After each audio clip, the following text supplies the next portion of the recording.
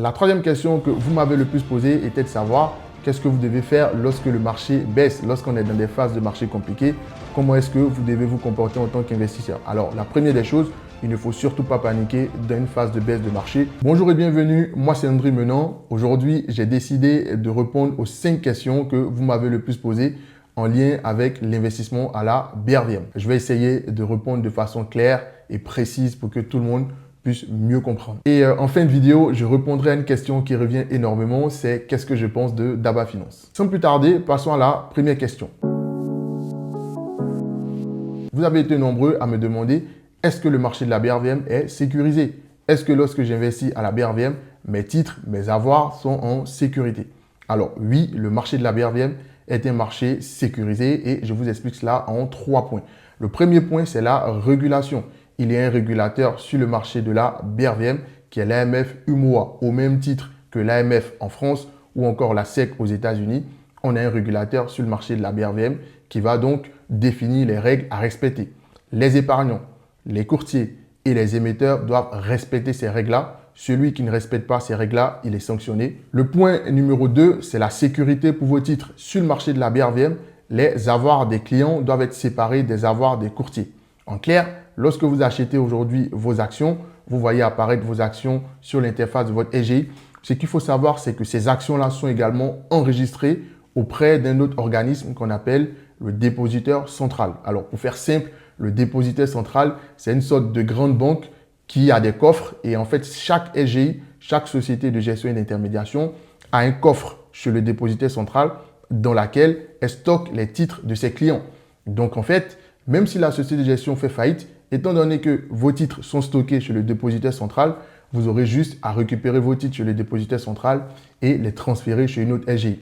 Attention, le rôle du dépositaire central est beaucoup plus complexe que cela. Ici, j'ai essayé de simplifier son rôle pour que vous puissiez mieux comprendre. Et donc, les titres des clients, les avoirs des clients sont séparés des avoirs des intermédiaires et donc des courtiers. Le troisième point, c'est la transparence. C'est un marché qui est transparent. Vous retrouvez sur le site de la BRVM les états financiers, les bilans, les comptes de résultats, les flux de trésorerie, tout ce que vous voulez, tout ce qui est en lien avec la vie des entreprises, vous retrouvez tous ces documents-là sur le site de la BRVM. Et donc, niveau transparence, on est OK. Et donc, au vu de ces 3 éléments, on peut dire que oui, le marché de la BRVM est un marché sécurisé.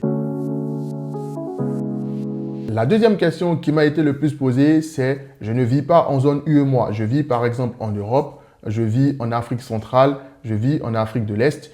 Est-ce que c'est possible pour moi aussi d'investir à la BRVM? Alors oui, il n'y a pas de condition de résidence pour investir sur le marché de la BRVM. Peu importe là où vous vous trouvez dans le monde, c'est possible d'investir sur le marché de la BRVM. Il y a 3 étapes pour commencer à investir. La première étape, vous allez devoir ouvrir un compte chez un courtier, chez une société de gestion et d'intermédiation.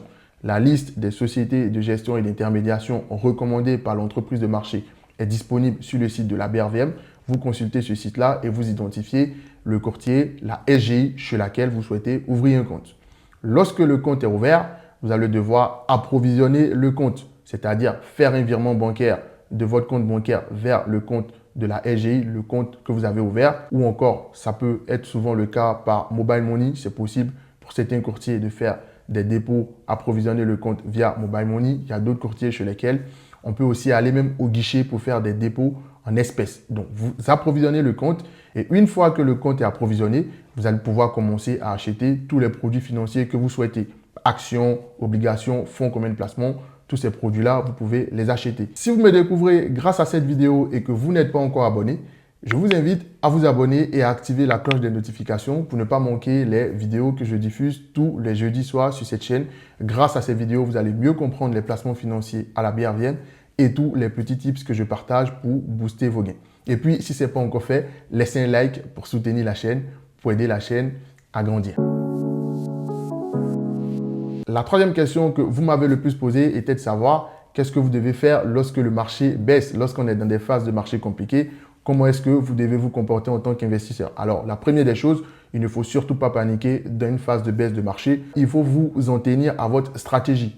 Avant de commencer à investir, il est important d'avoir un minimum de formation et c'est ce minimum de formation-là qui va vous permettre de mettre en place vos stratégies. Et donc, dans les moments de marché compliqués, vous allez tout simplement vous tenir à la stratégie que vous avez initialement définie, d'où l'importance de se former un minimum avant de commencer à investir sur les marchés financiers, que ce soit à la BRVM ou ailleurs dans le monde. Parlant de formation, j'ai un programme d'accompagnement pour vous aider à réussir vos débuts à la BRVM. C'est un programme d'accompagnement personnalisé. Voilà, ce n'est pas un programme dans lequel je vous mets dans des groupes de 10, 20 personnes. C'est un programme d'accompagnement où vous êtes en tête-à-tête avec moi. On identifie ensemble le courtier qui correspond le mieux à votre situation, à vos besoins.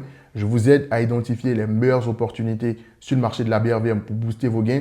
Et enfin, je vous assiste pour votre premier achat. Je sais que lorsqu'on commence la bourse, ça peut être très intimidant de passer son premier ordre. Donc, je vous assiste pour acheter de façon concrète votre première action.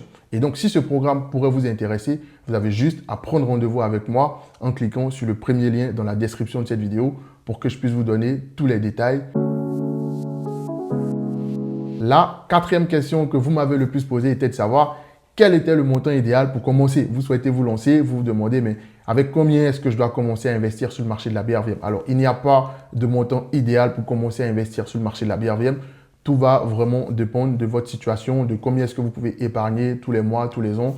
Et c'est en fonction de ça que vous allez définir combien est-ce que vous pouvez investir. Si vous résidez en zone UEMOA, avec 100 euros, vous pouvez déjà commencer à investir. 100 euros, ça fait à peu près 65 000 francs. C'est déjà un montant idéal pour commencer à investir. Et si vous résidez en Europe, le montant idéal pour moi, c'est 1 000 euros. À partir de 1 000 euros, ça commence à être intéressant par rapport aux frais que vous allez payer ça et là. Parce que lorsque vous faites des virements internationaux de l'Europe vers l'Afrique, par exemple, vous payez à peu près 15 à 20 euros de frais.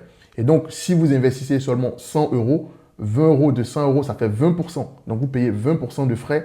C'est énorme, sachant que lorsque votre argent va arriver sur le compte de votre société de gestion et d'intermédiation, il y aura encore des frais de courtage, des frais de conservation de titres. Et donc, je dirais très simplement, idéalement 100 euros si vous êtes en zone UEMOA. Et puis, si vous êtes en Europe, à partir de 1 000 euros, ça commence à être intéressant de commencer à investir. Et pour finir, la question que vous m'avez le plus posée, c'est qu'est-ce que je pense de Daba Finance? Alors, j'ai fait une vidéo complète sur le sujet pour vous dire qu'est-ce que je pense de Daba, mais je pense que ça n'a pas été très clair. Et donc, aujourd'hui, je vais répondre de la façon la plus claire et simple possible pour que tout le monde puisse connaître mon avis sur Daba Finance. Daba est une plateforme intéressante pour investir sur des entreprises africaines. Cependant, ce n'est pas un courtier. Ce n'est donc pas une SGI agréée par la BRVM. Si vous souhaitez investir sur les produits cotés sur le marché de la BRVM, l'entreprise de marché recommande de passer par un courtier. La liste des courtiers est disponible sur son site.